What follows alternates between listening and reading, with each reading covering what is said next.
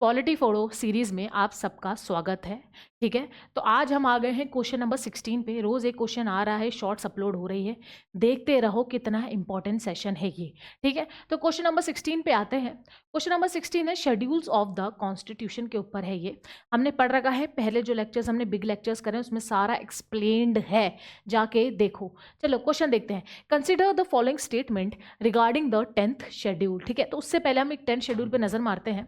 ठीक है, जो 10th शेड्यूल हम देखते हैं उसके अंदर क्या है, सबसे पहले क्या है, 10th शेड्यूल डिफाइन करता है एंटी डिफेक्शन लॉ।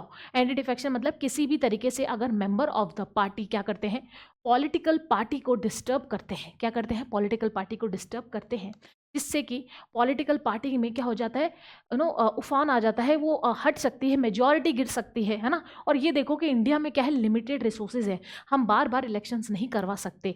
तो इसी तरह से क्या होता है, लालच के चक्कर में क्या एंटी डिफेक्ट करते रहते हैं मेंबर्स, तो उसको एंटी डिफेक्शन में डाल दिया गया 10th शेड्यूल में।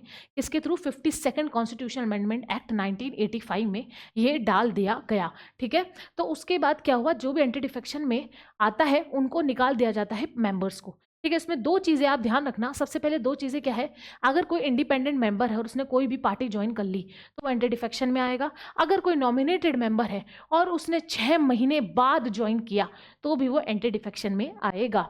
ठीक है, अब देखो इसके अंदर जो डिसीजन होता है वो स्पीकर का होता है ना। लेकिन पहले क्या जुडिशियल रिव्यू में नहीं था, लेकिन क्या हो रहा था, जो एक्चुअली में जो मेजॉरिटी पॉलिटिकल पार्टीज थी वो इसका यूज़ करती थी, मिसयूज़ करती थी, तो इसलिए अब इसको अंडर जुडिशियल रिव्यू में डाल दिया गया स्पीकर के डिसीजन को।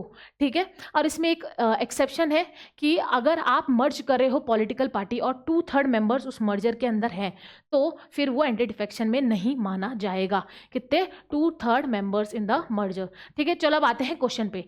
Consider the following statement regarding the 10th schedule. ठीक है, it was added by the 52nd Constitutional Amendment Act. Yes, it is. तो फर्स्ट हमारा सही हो गया, तो ये चलो हमने हटा दिया। Second, it implies to both parliament and state legislature. Yes, ये दोनों पे इम्प्लाई होता है, तो हमने ये सेकंड भी सही कर दिया। It does not apply to independent members of the legislature. It does not. No, it apply देगा इंडिपेंडेंट मेंबर को। कोई भी मेंबर ज्वाइन करेगा पॉलिटिकल पार्टी तो वहां पे भी ये इम्प्लाई होगा। तो चलो हमारा ये थर्ड हो गया यहाँ पे गलत, तो आंसर क्या हो गया, 1 और 2, फर्स्ट इज द आंसर।